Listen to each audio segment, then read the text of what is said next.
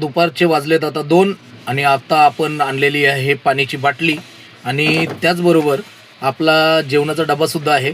आणि नमस्कार मित्रांनो, आता आपण जेवायला बसून घेणार आहोत.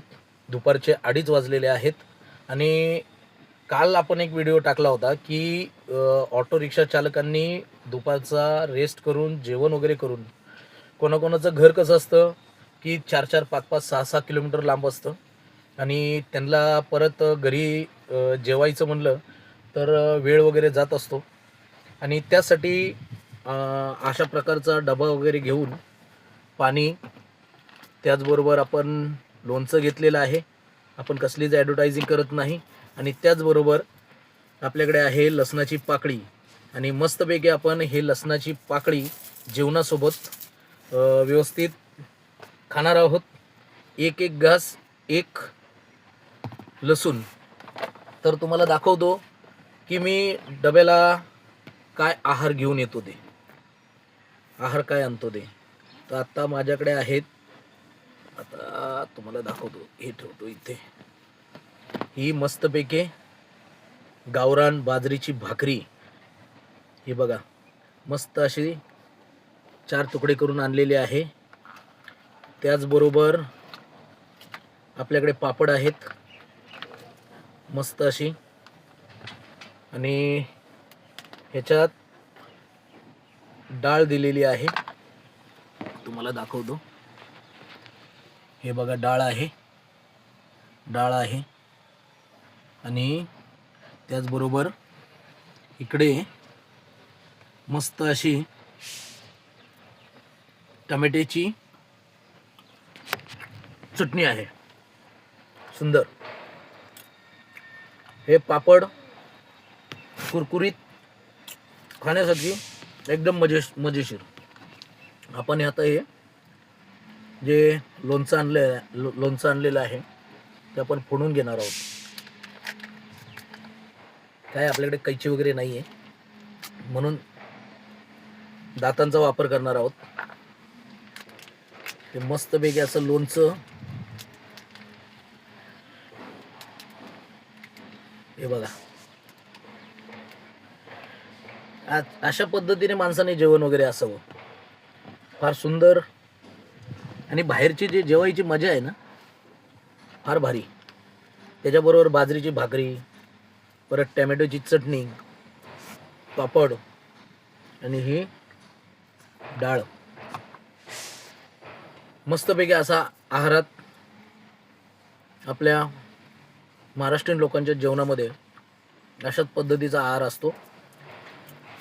आणि ह्या लसणाच्या ज्या पाकळ्या आहेत त्या आपण जेवणाबरोबर घेणार आहोत, म्हणजे कसं चावून खाण्यासाठी.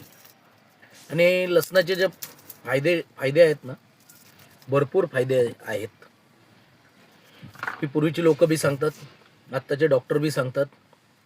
आपल्याकडे टॅमॅटो आहे, तर आता आपण बाजरीची भाकर आणि टॅमॅटोची चटणी बघू आता कशी झाली ती. हे बघा, टॅमॅटोची चटणी एकदम अप्रतिम अशी भाजी घरच्या लोकांनी बनवलेली आहे. आणि त्याचबरोबर ही लसणाची पाकळी आपण आहारात 100% घ्यावा. त्याच्याशी त्या लसणाच्या पासून आपलं कोलेस्ट्रॉल कमी होतं आणि भरपूर असे जर आजार वगैरे असतील ते लसणाच्या पासून बरं होण्यास मदत होते किंवा कमी होण्यास मदत होते. आणि अशा प्रकारचं जे जेवण आहे ना, ते फार कमी लोकांना अनुभवायला मिळतात. आणि बाहेरचं जेवण फार सुंदर आणि भारी आहे.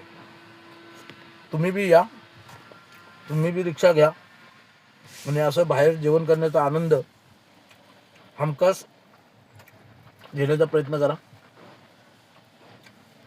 एकदम अप्रतिम जेवण बनवलेलं आहे घरच्या लोकांनी.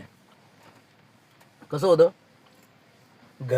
घरचं जेवण असतं ना, ते बाहेर जेवण्यापेक्षा ते घरचं जेवण असतं ना, ते सुंदर आणि आरोग्यासाठी चांगलं.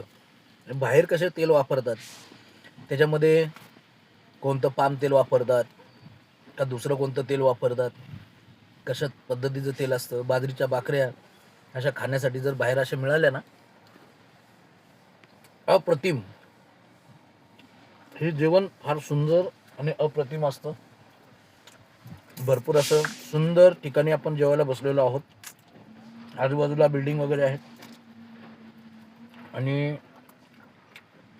अशा शांत वातावरणामध्ये जेवण करण्याचा आनंद सर्वांनीच घेतला पाहिजे.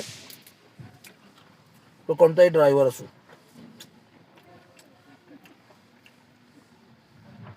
तुम्हाला जर आवडला व्हिडिओ तर लाईक करायला विसरू नका. आपलं लोणचं इकडेच राहिलं. वा, चांगल्या क्वालिटीचं लोणचं आहे आणि सुंदर लसणाच्या पाकळ्या सुद्धा. चला ठेवतो आता. सबस्क्राईब करायला विसरू नका.